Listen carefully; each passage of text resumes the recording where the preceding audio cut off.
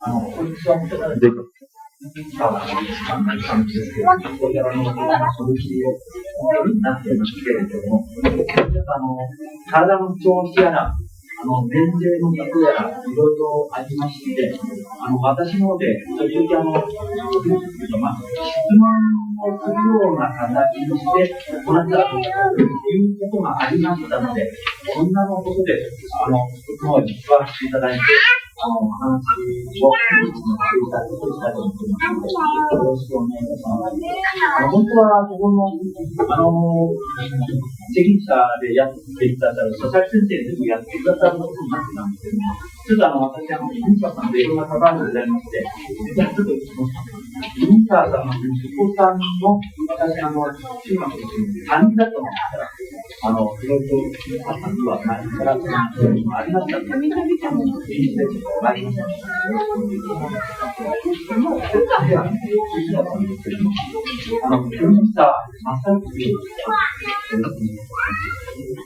私も一生懸命やってやりました。私、国がまさにというのは、皆さんの会をして、お話ししようと思って、間の者が羨ましいけども、自分の記憶にある感じだけど、必要な皆さんにお願いして、皆さんもまた、その間のうち、いろんな質問があったら、それに対してお答えしたいと思います。どうかよろしくお願いします。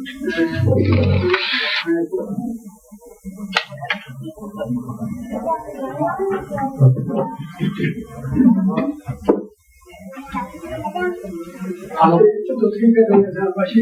今、長い病気といまして、皆さんに失礼な点が多々あると思いますが、よろしくその点にご了承願いたいです。それからもう一つですね、言葉の方も、ちょっとこういう会場で、さっき話したことはないし、今の、状況がありまして、ちょっとそういうことで、聞き取りにくいようなこともあったと思いますけど、それもお聞きいただきたいと思います。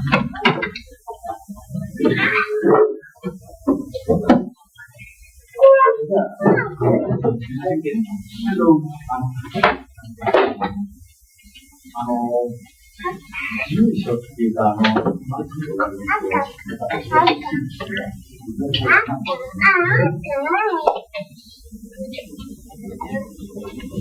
今、住んでおられるところは、私は、皆さんに小山市っていう、小山の山の中ですが、現在、南の方面の北にいます。農業を、そうですね、農業をやってるんです。それも、この間、いろいろありまして、私の前節があって、それで、公務員になってはならない。今から始まっては、家族が全然、私たちの同僚は公務員になって、それで、同僚に専任者されるんです。いろいろ聞きたいことなんですけど、もう一つは聞かれてたので申し訳ないんですけど、お年は、こんなことないですから、今の、そこらピッチャーで、今、もう80何なんですが、もう1年の1ヶ月では80歳。今、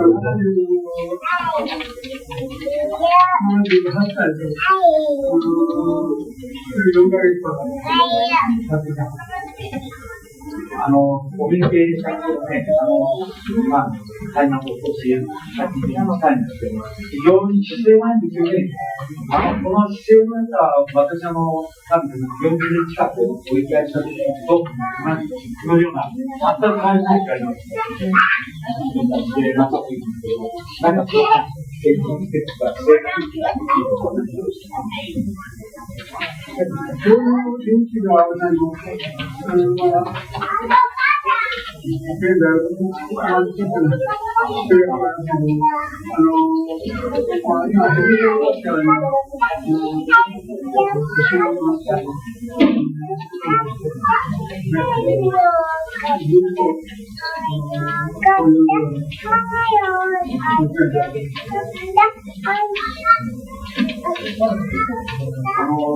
遊びの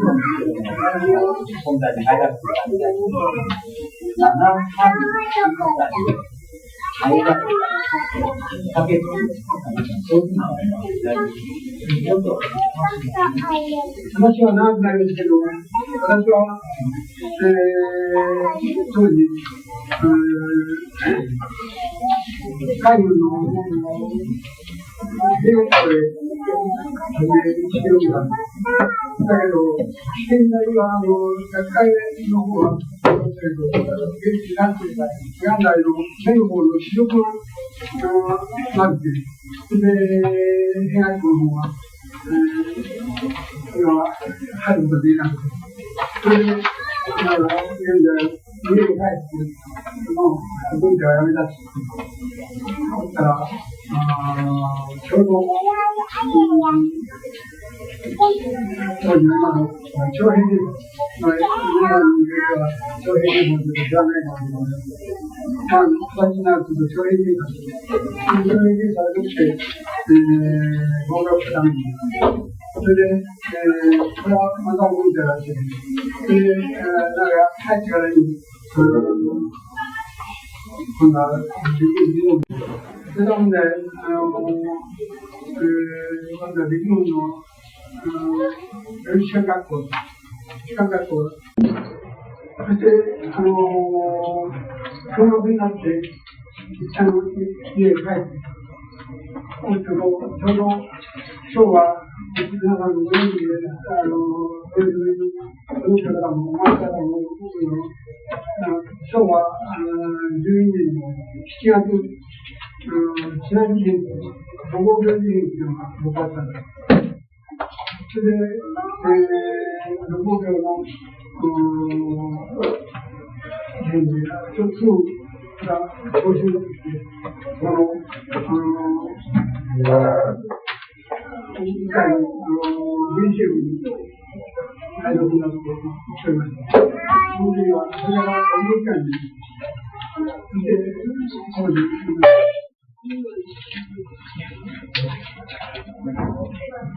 5分間っていうのを、ご存知の方もお会いすることですが、現在、特攻警察、5分間に入って、ペイペイと同じような、それで、6分間から、帰ってきて、それで、家に帰った時には、もう、お前はすぐ次の昇進を待っている上官の方がいるから、それで、今の、当時の関東軍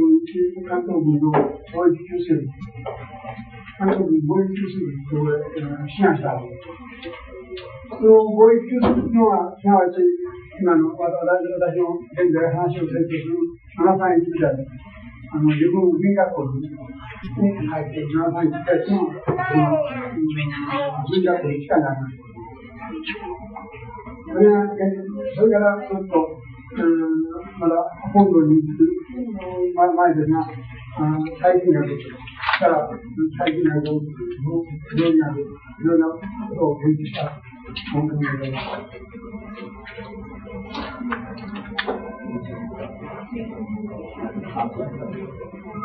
今のところでは、その後の一つ取っていただくということですので、いろいろありましたら、また質問してください。それで、文学校の場所はどこになりますか？文学校は、今、牛込ってね、東京の、あれは、今、牛込は、新宿区になって、前は、今は現在は新宿区に、牛込の、ところに、文学校に、その文学校のところに、教師をしています。長崎時代というのは最近学もやったけども、表看板は、貿易修正、募金無力の点数を補給するような意味だった。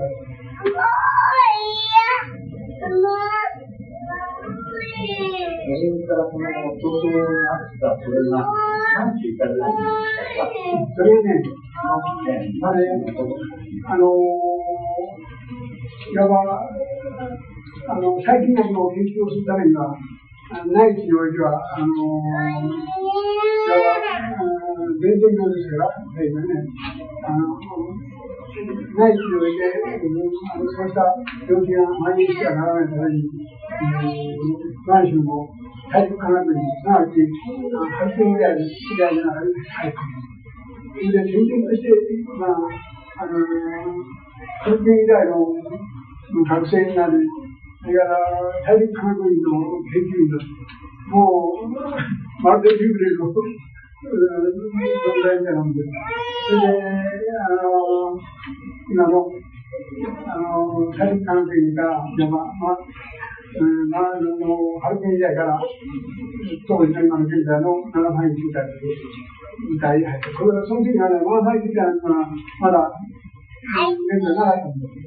ちょうど、石時代から、カモン時代、時代にいろいろ変わっているから。それで、だんだん建設途上が、昭和12年から13年が、7歳時代の建設になっています。よくわかんないんですけど、7歳の石部隊と今の石部隊というその関係なんですけれども、その関係は7歳の別名が石部隊。そうです。同時代なんです。同じもの。同じ時代がいいのに、石時代は、石時代といったら、だんだんと時間が、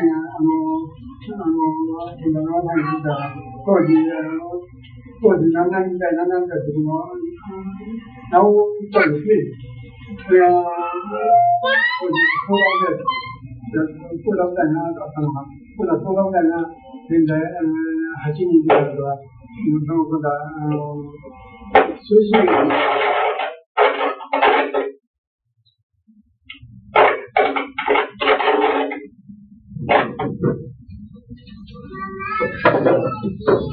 1年だったのが、現在、戦争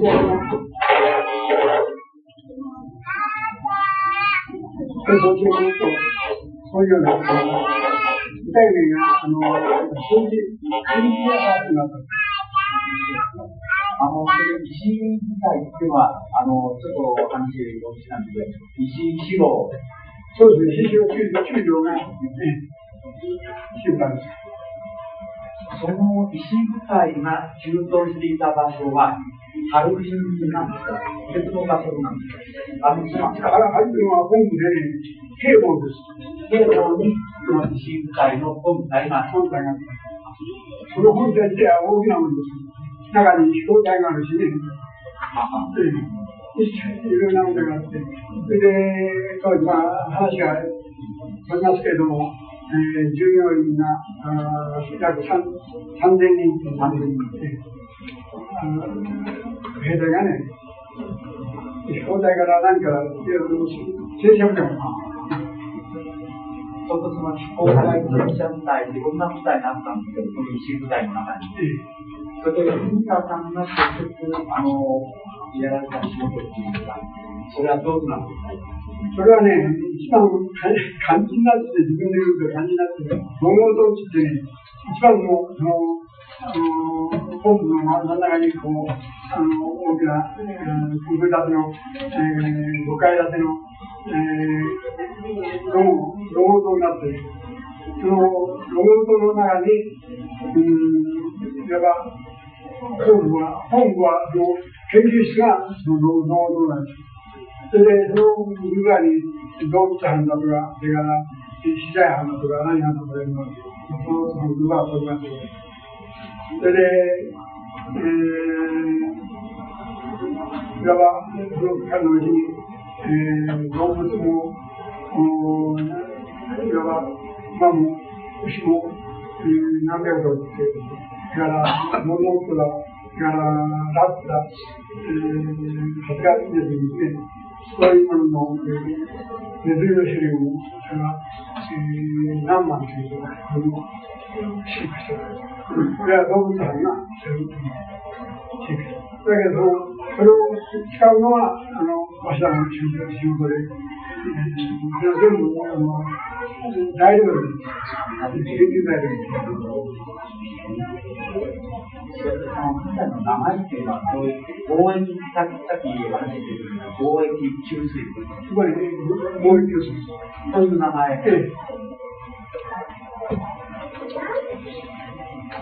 それが本当の名前なんです。それが貿易給水が、お呼び出ししますか。つなぎをしますか。映画の入り口までいらしてください。ホールの入り口までおいてください。人が待っています。いろんな歌に話をしていた中に、こういう給水になって、というのは最近の研究をされています。2時より、後ろの正面大連が上演されます。本名になってね、本当の看板。会場においでの皆様、どうぞホールの方をお越しください。2時から映画、後ろの正面大連が始まります。ホールの方へお出かけください。研究家です。看板だけであって、中身は最近の研究と。看板だけでも、ある程度の中で、一緒にだけしたら、館内の皆様にお知らせいたします。2時より、ホールにおきまして、カラーアニメーション、後ろの正面代が上演されます。どうぞ、ホールの方においでください。最近の研究というところなんですけど、最近というのは、どういうような最近の名前を。最近、ほぼご存知でしょうけども、これだから、チムスだとか、テスターとか、こういうものがあるんですけど、これもついてないから、これ、みんなの、誰でもやる。同じ最近でも、ついてないから、ちょっとね、僕ね、食べたらついてないから。なので、それは、その間のいいのは、バビスワとか、それからビダッソ、普通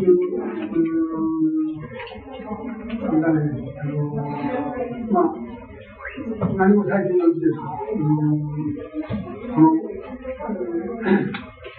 こういう法廷練習においてあるけども、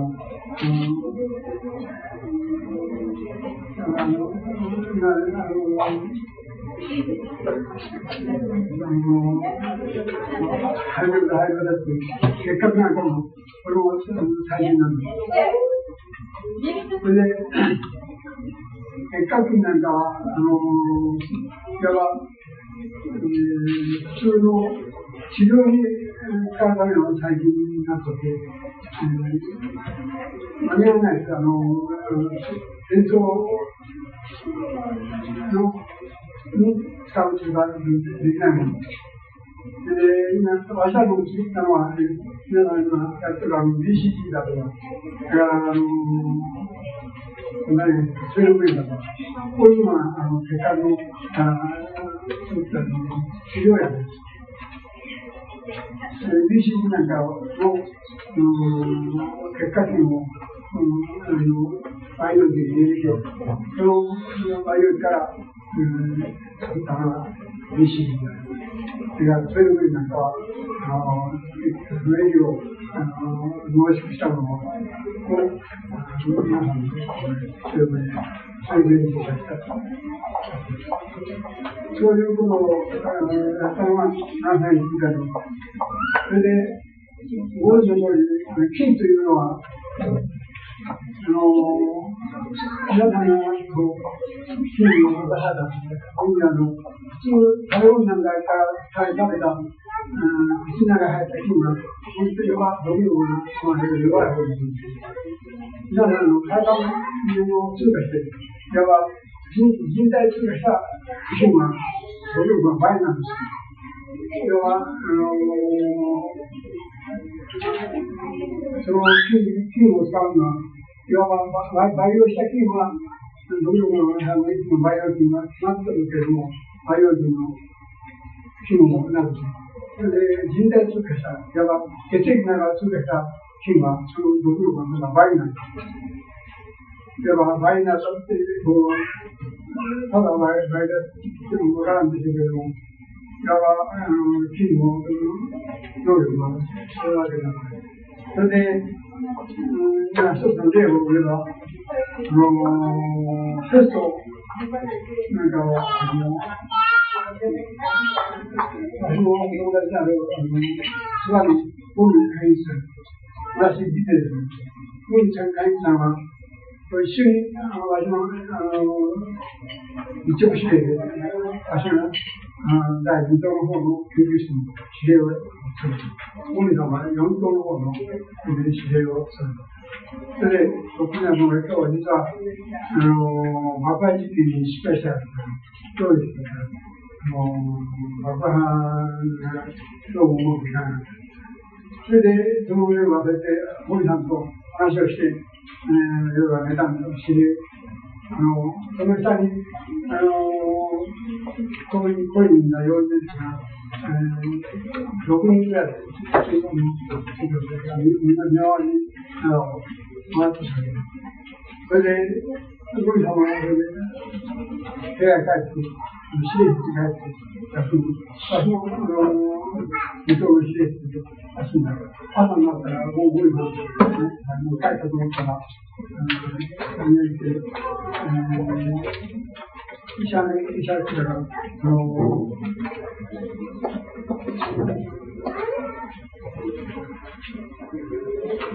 医師の方がいて、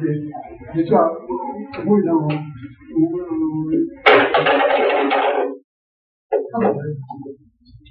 それで、彼女たちは、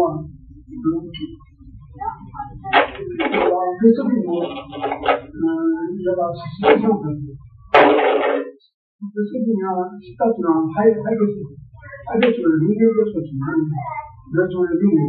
人間ペストは、ゴミさんが変わって、それで、12時間ただのうちにゴミさんは死んだった。それを看病した、今度は看護婦が看護した看護婦が、それも、6時間以内に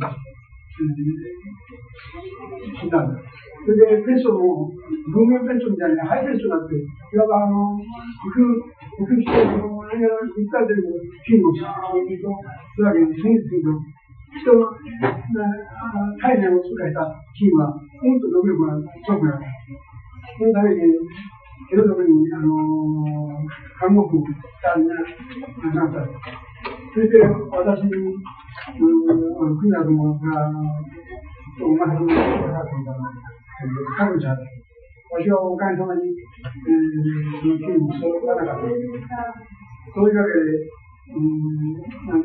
の友達の諏訪のゴミ会員さん、その私見てですね、ゴミ会員さんはそれだけで亡くなった。そのために、人の体にする体が一旦通過したもの、いわば、ペストに飲みでも何でも、飲みに食われて、それを飲みのがあったらすぐに、体を注射、刺してくれるのは、その菌は、うんと、毒力が倍になる。そのために、人体通過というのは、特に、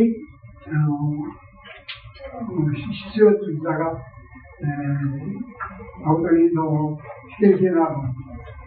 というわけで、菌はいろいろ今の法定伝染病によって菌が少しは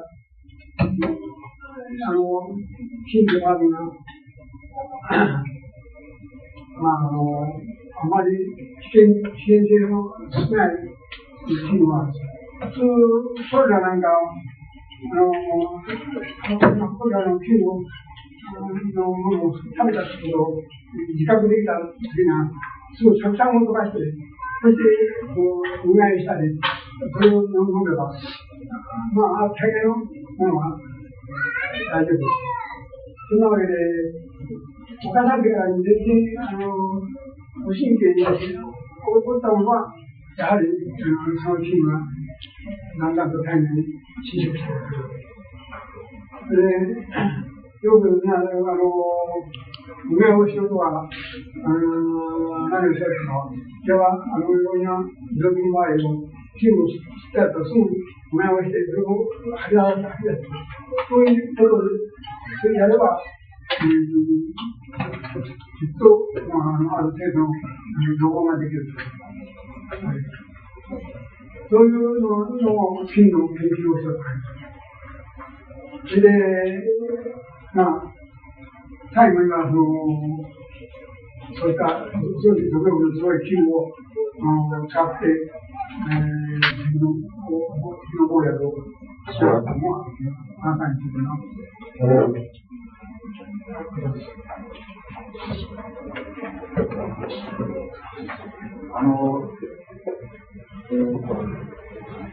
二等の指令を今してた第二等のということなんですけど、立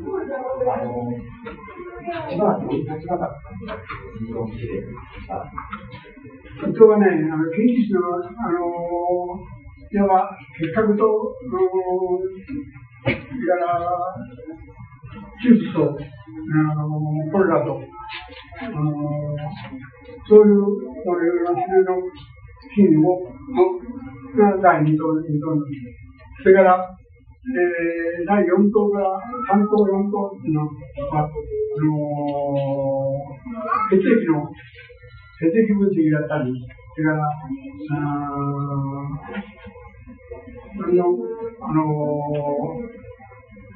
いわば動物に菌を植えて繁殖させたのの管理をやったのが、4等、3等の方が管理2等、3等、4等で、1等からずっと3等まで。研究室にはね、2等から4等まであります。1等から1等は何ですか？ 1等は、本部です。あと2等、3等。本部は建物ちゃんと1等のです。そうですか。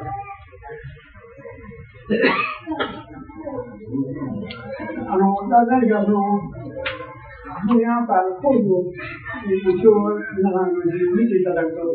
れが1等だ、2等っていうのが分かるんですね。それで今のいろんな最近の人間に及ぼしている研究ということなんですけども、最近どういうふうなことをして、それは、菌の毒力を今言ったように増してね、人材するから、普通、培養して、いわば、培養した菌を次の試験管で培養している。それでは、どんどん低下している。そのために、いわば、動物の体内を通過する。そうすると、毒力がこう、ずっと、ゴリラが亡くなったようなもんで、人体分解需要が動物の体を通過していくと、そうすると、血液がずっと、毒力が今まで、下がった毒力が、毒になり、毒力が、12になったというのを増していくんです。そのために、毒力を増すためには、血液中華、生体した血液を作る。それが今現在の本土の技術があったなんかのやったのがその結果です。丸太を使って実験したというと、丸太ってどういうものがあったんですか？材料。いわば木のね、杉の木でも、ヒノキでも丸太でしょ。その素材を持っていて、いわば丸太というものは素材なんです。研究素材を持っていて、そしてその素材を今度使い方によった痛くなるで、それからはしゃぎになるで、いろいろ小さなものになって、その一つの材料で、素材なんです。素材を消費して満足する。実験素材。その素材は、さっき動物の話もありましたけど、その他に動物の、その他には、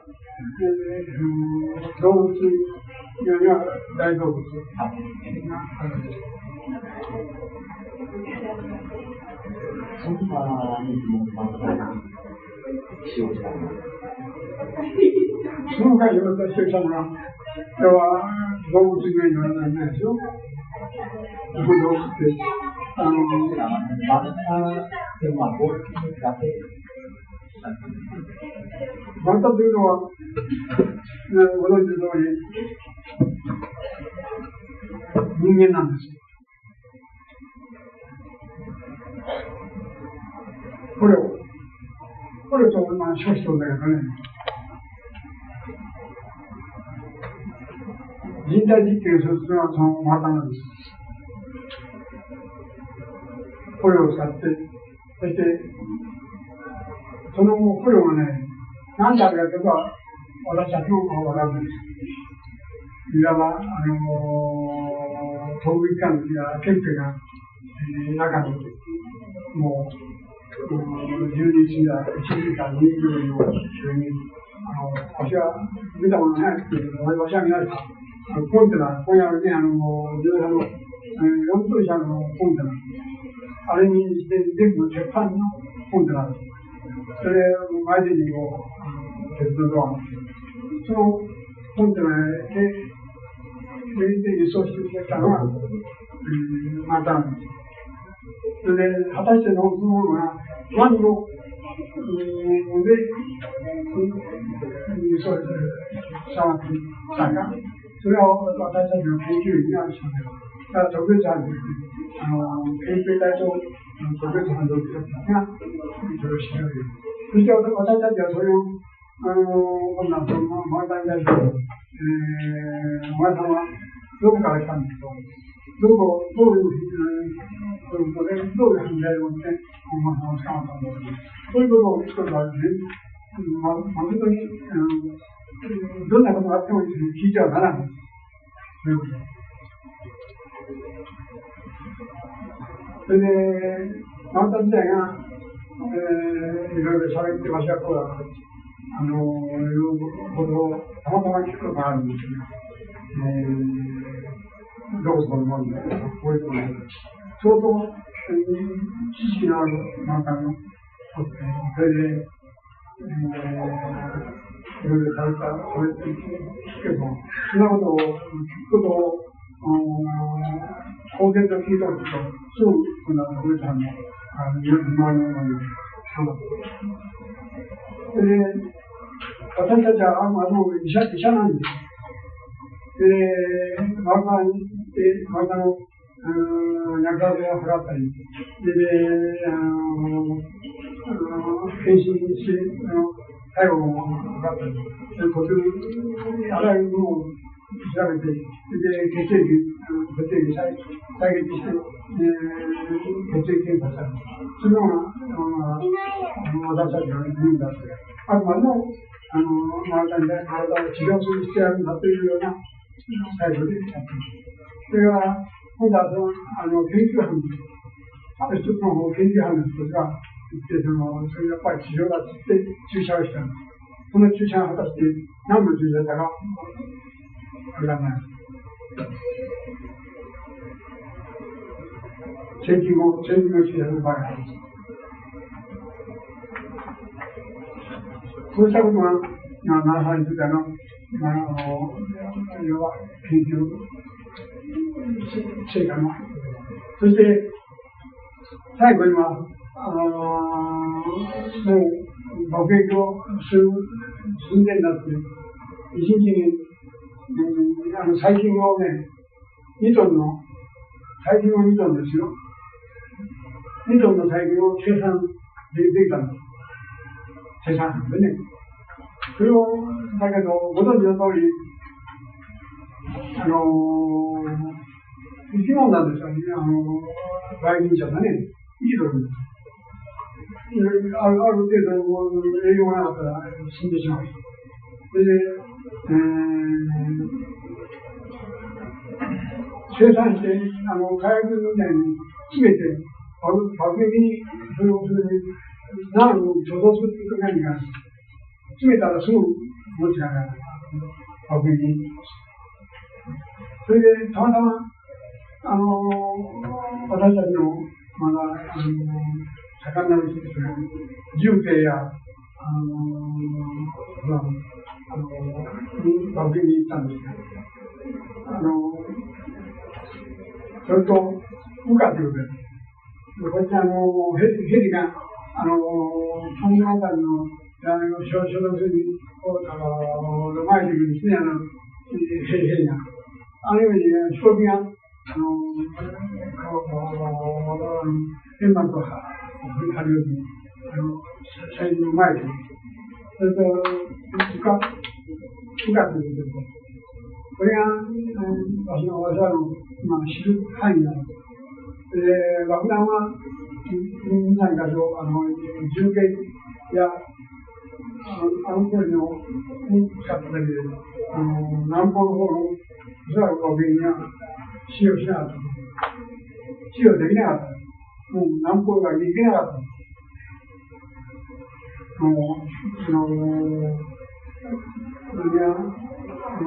海軍の方の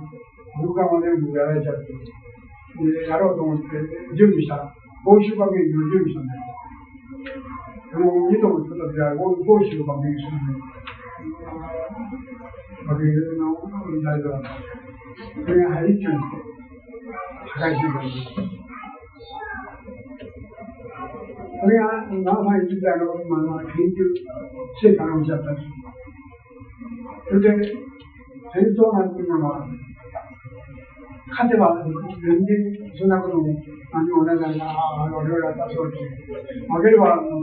勝てば負ければどっちいうことはあるんです。日本だって、現在だって、負けたれこそ、あらゆることをバックして、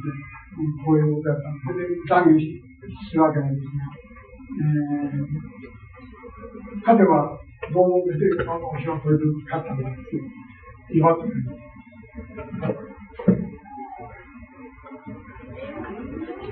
まあ、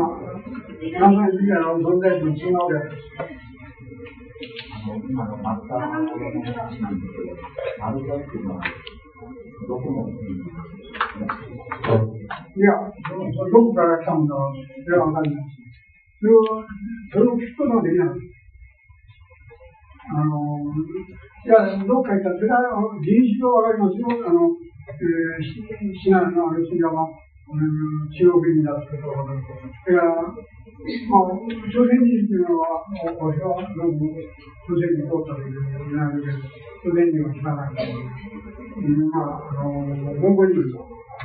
ら、ロシア人が、ある程度、ロシア人が、常時、40人くらいあるわけです。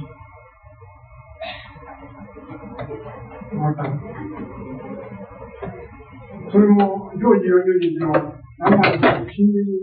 のために、死んでる人もいますよ。それがまんまのところですけど、それを保持していくのが、自然界の手法。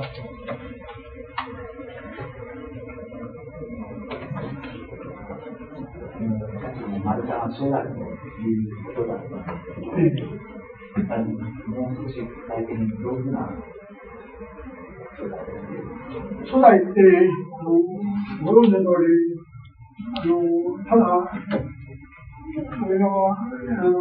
正反で、作った機種のものは初代だけど、それを作り上げていくには、いわば、今度は研究班の者たちが、い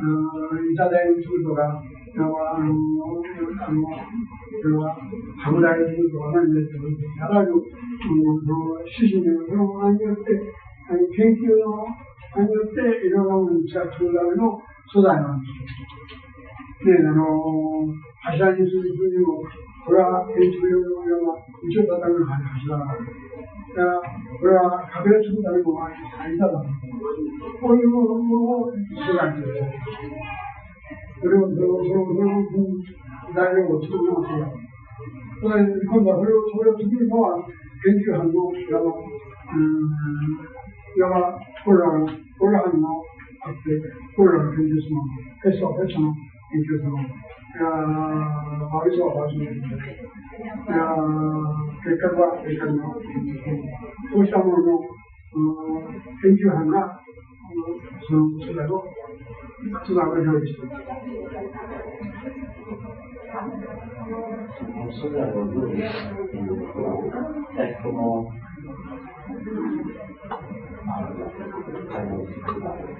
違います。これはね、初代を研究したのは、その結果なんだ、解剖ができる。その結果であったのは、全然その先にからするのは予測できない。それで、もう亡くなって、もう成果が出て、練習がする。で、一度、この材料が死ぬんだ。今、そんなってます。それで、子供医者の、いろいろやっぱり、もう、長いことありませんけど、持たない。それで、1日後のやつはなくなるんだけど、そうしたことは、研究班のうちわかるから、それを、1回後に、解剖をしてもらうからですね。それで、解剖に、シミアと、そのために、生体解剖するけど、今、法的に言うと、24時間以内に、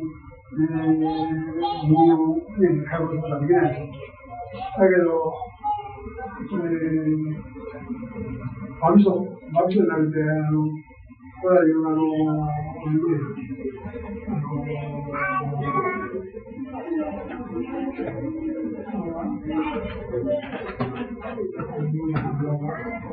泥の中におる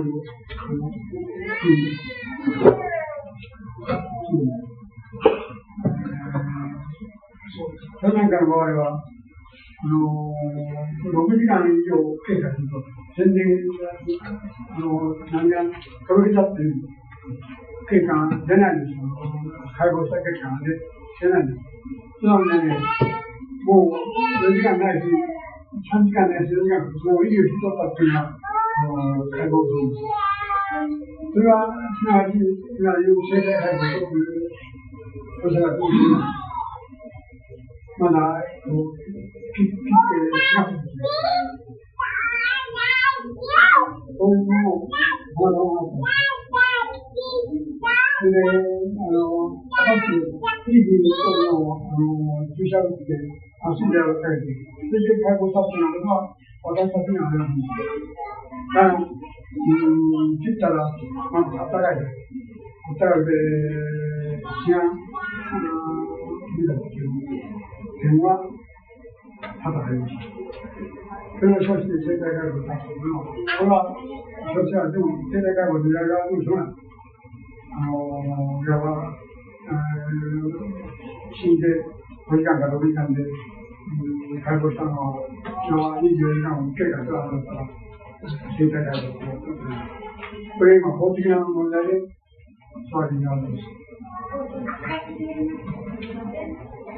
今のね、皆さんご存知でしょう。脳死と、それから心臓がね、変わった脳死で、いろんな問題になってるんですね。脳死の場合には、もう、脳死でやったら、全然が理解もですよ。完全な。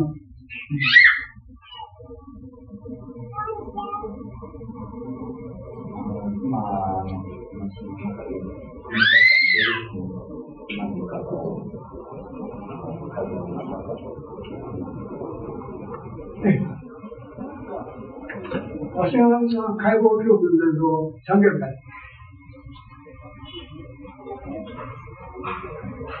人体解剖で300回。動物はまた別なんですよ。ラッテだ、マウスだ、ウサギだ、ヤギだっていうのは、これはまだ、もう毎日のように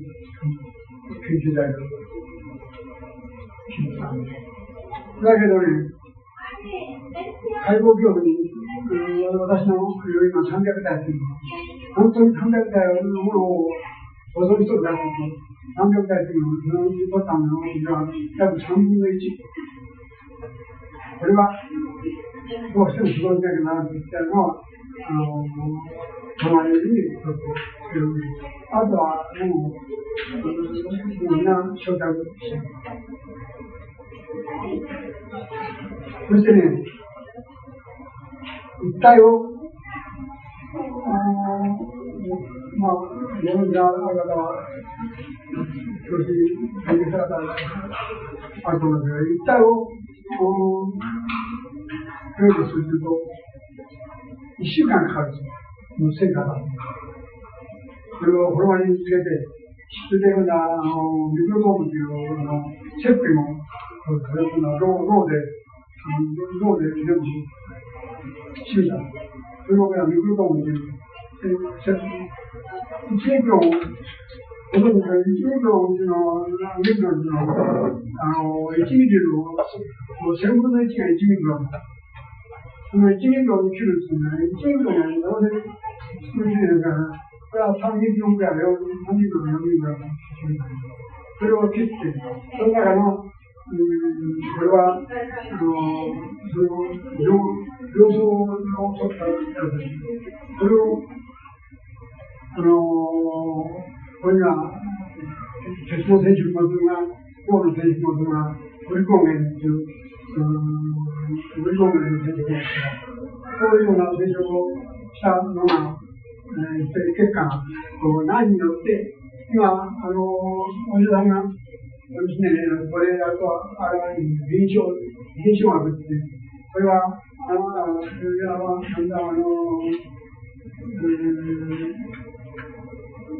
肺炎で亡くなったんだと。その上で、それでもう診断を下って、それが臨床学における診断だと。それを今度は解剖学で解剖した結果に、どこに受けなくて、どこに、それを解剖によって全部大きな、それを、今度は小さく、今度は組織に何が結合しておる。その結合と、その成果をやったのが今度は病理学です。そして初めて、研究したのが、何によって、何が基礎して、どういう結果で亡くなったという。人間一人の、人間症が動物一人を、死ぬまでには、相当な、です。日時がありました。で、僕、なお言っては、守りしてないけど、私も、医者の端でやったけど、いや、ね、医者が死んだ前は、で、死んじゃうよ。医者も、どの医者でそうだ。これは、そうだ、これはどういうケースだなと、それで死んだよ。何がためにこれになったんだということを、最後まで料理を用って、それを診断を出すのが料理学の結果なんです。それで、ただ、人を殺す危機が目的ではね、油分を助けるためには、やはり、血清が、マムシに噛まれて、それをすぐ、注射でね、血清注射で助けるからですね。で、血清、そういうのを、いわば、今度はあるものにそれだけのものを打っといて、そして、血清注射で助ける。そういうこともこれは必要なんです。それで、森村先生が、あるものをご紹介だって、果たして、7歳では悪魔ばっかりじゃなくて、いわば聖人を持ったわけです。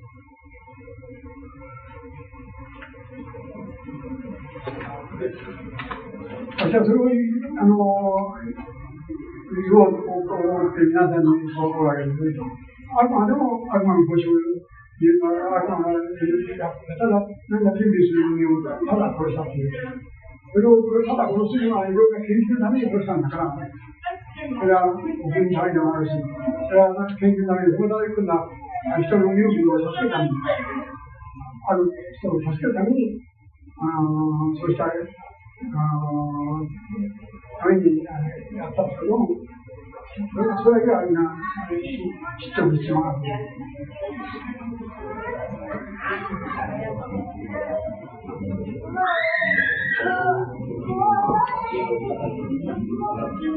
解剖の時に立ち寄るのに、いわば執刀者です。いわばどうしても最低5人なかったらできるんです。執刀者が、いわば、私が執刀するのは、国田自身、それから記録が、そうだ、なんだろう。それから、何が、女子が、女子の息があったら、佐々木さんと、こういうのが、女子が、3人は、最低3人なんだ。それで、執刀者と、記録がない。それをずっとやると、記録がない。それから、研究がない。最低どうしても5人なかったら、解剖するの解剖ができる。それで解剖は2時間。全然体に認定しちゃって。それで、ゴムが入ってね、いいんだけど、ゴムが原因の死んだって。それで、彼はね、全然、外から入らんのに、中の後にも出るんですね。それで、ゴムが入った、ゴムの中に、だから半分は汗が出ると思うんですよ。そうした解剖を、一日に、どんなことがあっても一日に3回以上でいいんです。朝早くから日が暮れるまで3回以上でいい。だけど3回できる人なんじゃないですけど、一人で一グループ3回はできない。次の方で変わらなかったできない。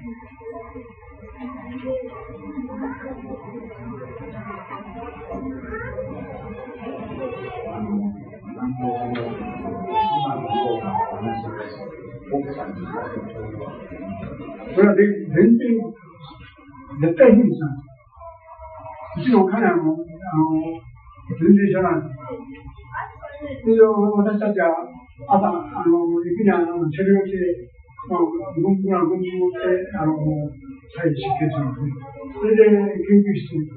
入る前に、今度は、その前の部屋に、一回、更衣室があって、その更衣室に、来たのに、セルの軍部がここにいる。それが作業服にして、作業服して、それで今度は研究室に入る。で、研究室に入って、研究室の中で、そこで今度は研究室の用の全部機械です。みんなちゃんと日記消毒した。そういう機械であるので、そういうのが解剖室なんと、解剖室ですと、今度は、ここは絶対に空港なんですけど、解剖にしないから、それで、それをできるんじゃないかと。まず、マスクにする。先生が眼鏡をかけて、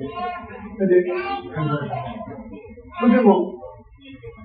どうか、また、そういうのが、いつか、気分の中で、心臓がね、消毒やからね、体をね、何日か、風の一部がね、それで、町に入れていって、料理屋行って、料理に買うんでしょ。そうすると、あれ、お医者さんだって、すぐ女の方にはそういうふうに、お医者の方がこう教えてる。ちょっとね、どっかに言うんだね。なので、よく、こちらの装備さん、そうだったんよ、全然自分の匂いがない。うちの、常時書いてるから、うちの家内たち、子供たちも、今、この、今の、小学校1年の、石川県小学校1年生。今のも全然、常時の、普通の常時の匂いをやってるから、知らないです。よその人がやってるけど、誰も、何年は、お医者さんだって、そんなことはないですよ。それで、金谷たちも、全然、解放だったの、料理だったの、そんなことは、全然知らなかった。これは、維新伝心でね、どっかの大きな電気がこうやって喋る電気で、それはどっかで聞いてはないね。それでの、こうがやってしまう。それでね、この被害の時に、今一番結論になるけど、家族3000名を一挙に殺してるから、今の救出で漏れるから。それで、その時に、第一教科会、一部のものに、周知っていう少々が、大学の学長なんか、私になります。周知少々が、そんな、なんか、家族だけは、足が朝鮮まで家族はついてくる。それで、死者の産業を、雇って、これで来てるのに、産業の記者で、家族から一切食料まで積んでない。それで、救出してくる家族を逃がした。それで、今最後に、それについて、現地の皆に言いたんです。それで一番最後に各班の責任者が残る。各班の責任者というのは皆、会社級の人ばっかりなんです。そういう個人での大変、のどこだけど、それも一番肝心な病院班です。解剖班です。小川さん、どうしても小川さんしか残ることない。それで私は一番最後の24人残りました。それで最後の、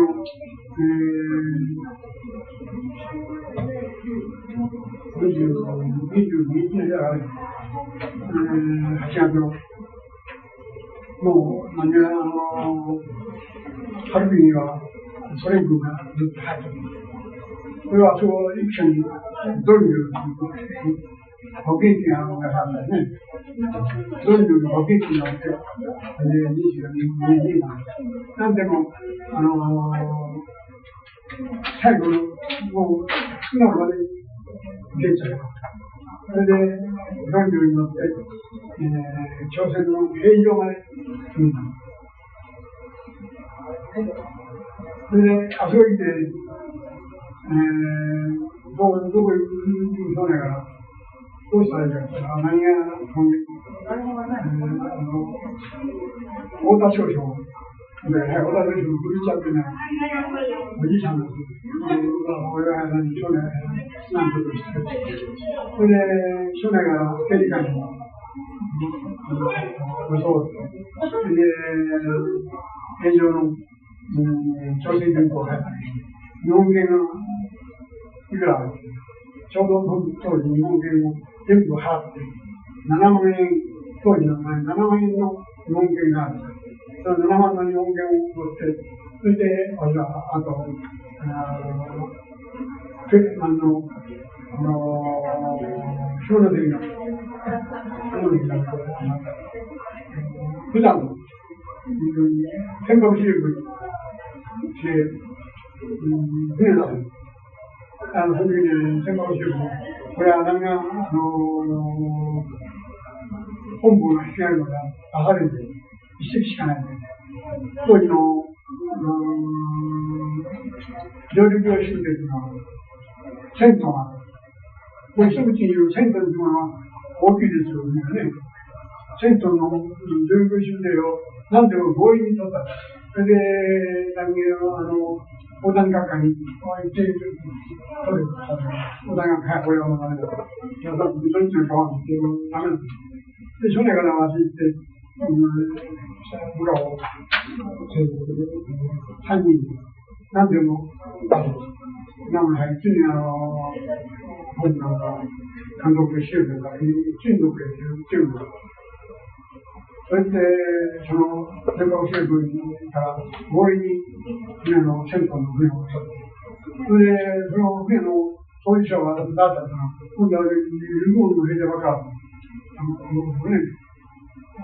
それが、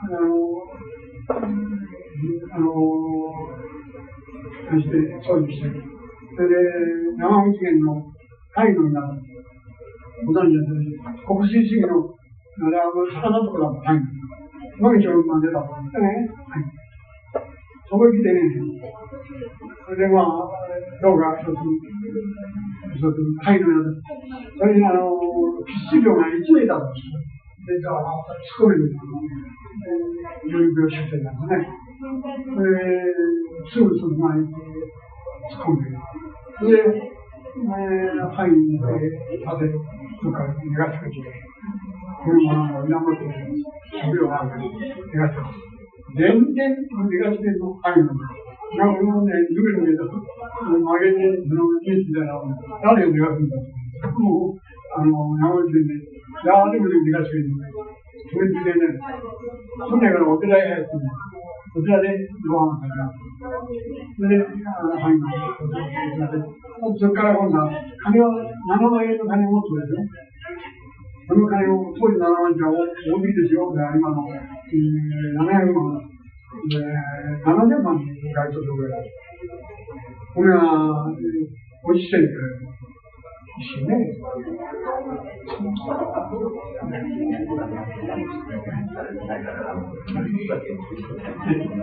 奥さんがうちの方とそういう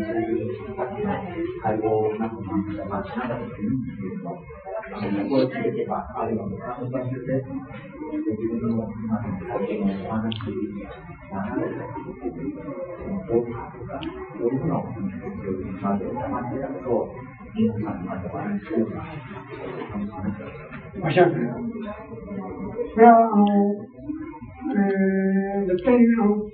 務員になっていかんないでしょ。出てる時にね、その公職については、公職についていかんないでしょ。それで、郊外は絶対あれならない。私のみたいなのが規定だった。なのでね、子供たちも、それは薄ら聞いとっても、全然なかなか口にならない。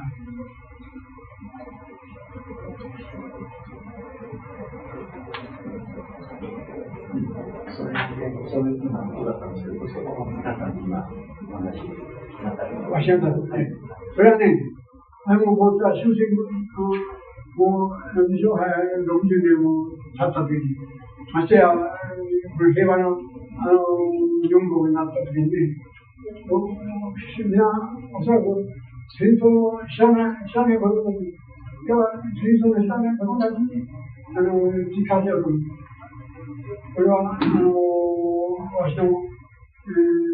思い違いかもしれませんが、本当、4社の配給を作って、なんとかんとして生きながられた皆さんに対して、私たちもこういう苦労をしているので、皆さんと同じように苦労しているから、今後の日本国の、最功のために、ちょっと、人の努力を持って復帰しようじゃないかと、こうした気持ちなんです。で、今までのあらゆることを、きれいにして、それで、知る分だけでも知るよりも、みんないろいろなある仕事を暴露して、それで出して、今後のことを考える、こういうような気持ちになる。まだお聞きしたいこともあるんですけど、時間もだいぶ来ておりますので、今度は皆さんの方から、いろいろご質問があったら短時間でですけれども、ご自由に出していただきたいと思いますけどね。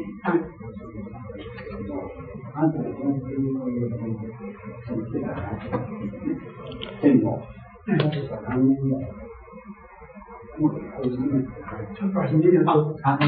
今のような、こういう大勢の方が、奥さんにも話をしないような内容を、他の人に話をしたのは、何年頃になされたのか。戦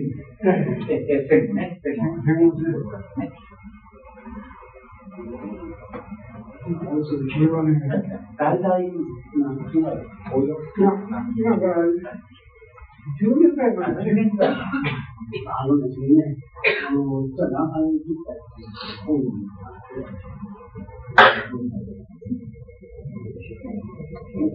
あの時の私の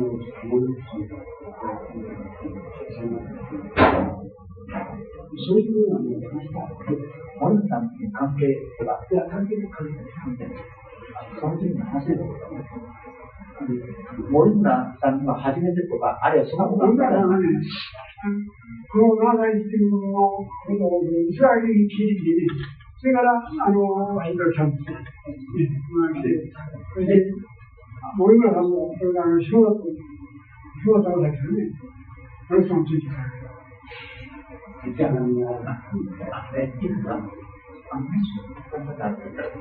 他の方いたんでしょうね。はい、どうぞ。この戦争戦の中で、貿易給水部の、当時の矢沢博さんという方が、いろいろ証言されている中で、トゲダニのことが、トゲダニというダニが満州にいるそうですね。そのことについて何か、長さいの中で研究されたというようなことは、お聞きになることありますか？私それやってました。そうです。ちょっとその話を、ぜひ写真も、あれね、マウンティング会社っていう会社がありまして、五段湖の、ラムスのね、アンパル会社です。そこにね、新人ダニ農園が発生したんです。それを私、派遣されたんです。それで、ダニが、食べてたらですね、それから農園を起こすんですね。それが、そうして、当時の名を、まだどういう名になったか知らないが、新人ダニ農園で、農園があったんです。ジャムスの、2段のお店は、毎週パルコメンのところです。それでね、はい、そのダニは、死亡率が非常に高い、怖いダニだっていうことですね。そうです。今、お掃除がと。それで、その、矢沢さんもそのダニを取ってきて、研究にされたのっていうことを聞いたんですけども、そのダニが、今出てきたね、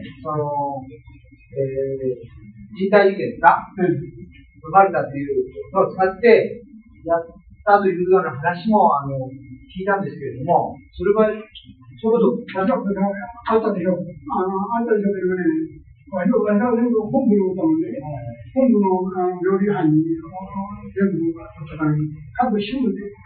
持ってね、やった研究は、修女がこれからの、それが本部に対する報告で、その結果というのは、確かに、こうなったっていう結果は、本部に分かったけれども、その、やったその当時の内容っていうのは、私らの高いのは大丈夫なんです。確かに恐ろしい大なんですよ。その大の性格っていうのはね。はい、それを称して、わしらの本部では、森林谷の名詞っていう。森林っていうのは森のことですね。森です。森林に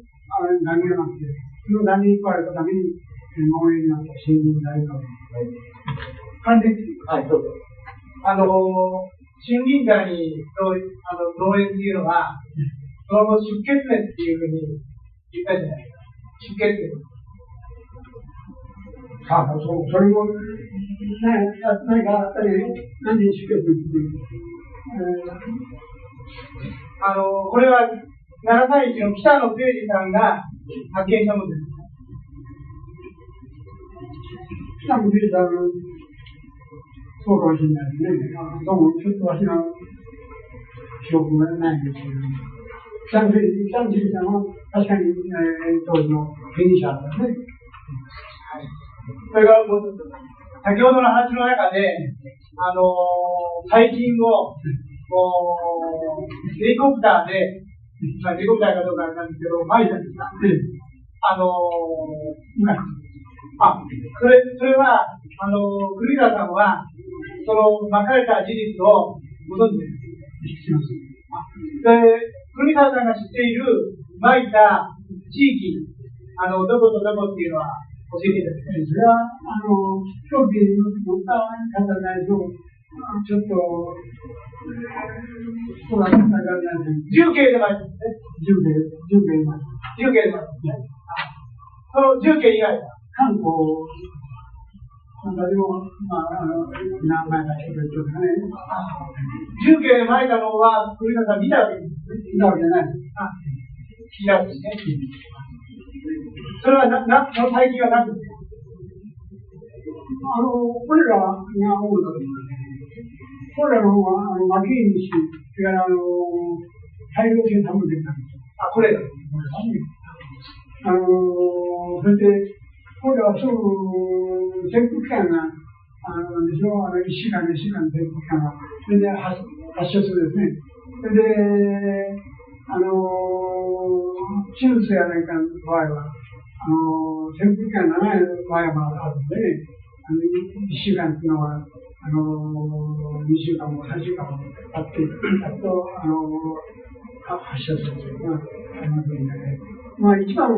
簡単に分かるのはこれらのが分かったです。それから、これはご存知ですね。舞台長の石井さんが作ったロピー島ですね。これはね、なんで、運動の時もこれね、それが何人たち終戦工事は、小金ね、小金の疎開者。そこにこれがあったんです。私も小金を渡していただいて。はい。他の方も、まだ他にいないですか。お見てよろしいですか。それでは。はい。すみません、高いとこから。森村さんの本読みますと、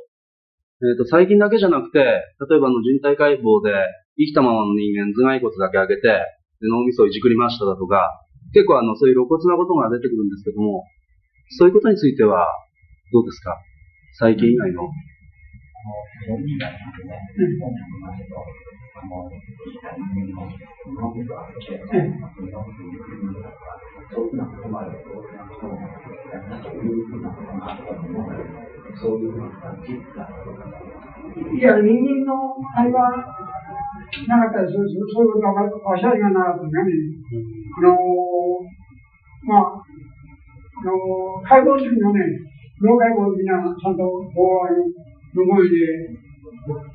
引いてね、そして、鉢を取ってね、それで死んだ方ですよ。死んだ方。その解剖が出ましたね。それから、うさぎなんか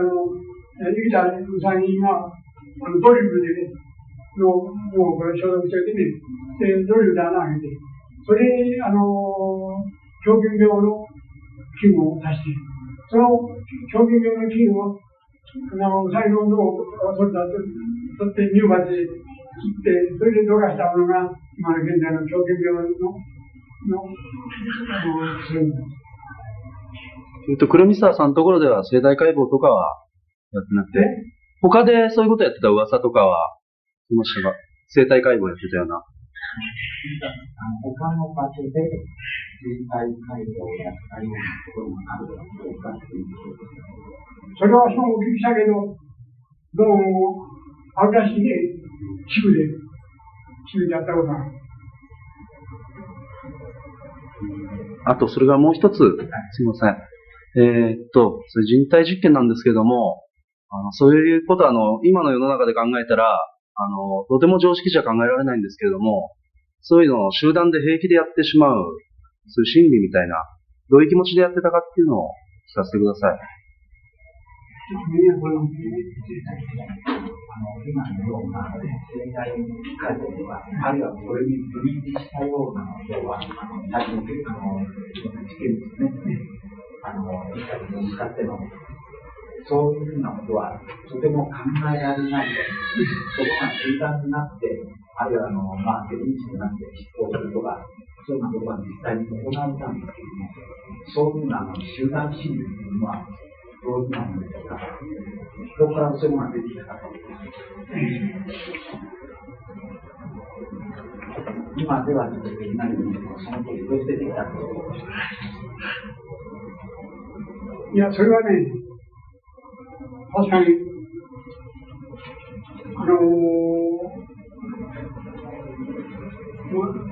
前から言ったけど、私たちの軍隊のね、ことわざには、それから士族にある頂上の命令はそのことのいかんことは、たってこれで不有し、法廷間反応しがあるくらいだけど、いかにこれは、黒いものであっても、上官が白いものだぞと言えば、それに、いや、違いますから、黒いものでございますっていうことはできないです。これが、部下の士族にあることなんです。それで、それをこうやってるんだぞっていうのは、これは違ってるんだなと、腹では思っても、それに服従しなきゃならない。それが軍隊の今までの愛し、そうなんです。それが今、士族にあった頂上の命令はそのことにいかんこと。ただ、これ、確かにこれはいかん。違ってると思ってもいかんことは、ただというふうに服従し、法廷間反に処理あるで。これが今までのも違ってる日本の軍隊のあり方じゃないかと思うんですね。はい、ありがとうございました。そうですか。どうぞ。それではもう一人で、それでは、それではもう一人だけ。はい。はい。あくまでもそれでやっぱりね、水をね、1分飲ませなかった、水を全然飲ませなかったら1分切れた、そういう実験があったんですけれども、それを話すけれども、それは目的は何でしょうか、そういうことをしたのかということですね。生理班で、新しい、確かに、生理の中でね、渇水状態にしてね、そして実験したんだ。そういうことは確かに新しい。なかったとは言いません。それでもどういう目的でそういうことをしていたい何のためにそれはね、生理班の各班のね、目的があってね、やっとることでね、それは皆、各班のやることでね、そのやつの本当に目的の真実というか、どうも、私たちの何でかちょっと曲がってるんですがね。それは、見てもらう恐ろしいことだっていうようなこともあります。興味本位にやってるみたいな感じで、そうちょっと言ってみて。確かに、渇水状態ですね。だけど、そういう正義ある。それでね、交渉なんかはね、ずっと、なんか、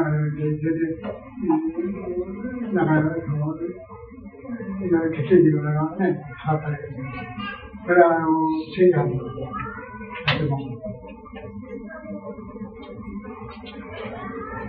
それじゃあもう予定時間オーバーしておりますので、今日のところはこれで終わりにさせていただきたいというふうに思いますが、藤沢さんには、いろいろと対象のところを押して、今日、いろんな長時間にわたって、お願いしたいと率直なお話をいただき、また、自分の質問に対しましても、心よくお答えいただきまして、本当にありがとうございます。藤沢さんのお礼を申し上げて、ここで終わりにさせていただきたいと思います。平等の同じ、皆さんの真面目なことを、お約束ができなかったですけど、また、何か気概がない、それから私、南さんの、栗田正家に何年か、毎日もなくても、手紙が来まして、それから、どんなことでも、本当なく私、お答えする考えですから、もし、みんなのお気持ちがありましたら、お手紙させていただいたら、私、またお答えしますから、どうか一つ、よろしく今後とも、一つ、わしは何もかも、不動なく、皆さんにお答えするつもりですから、よろしくお願いします。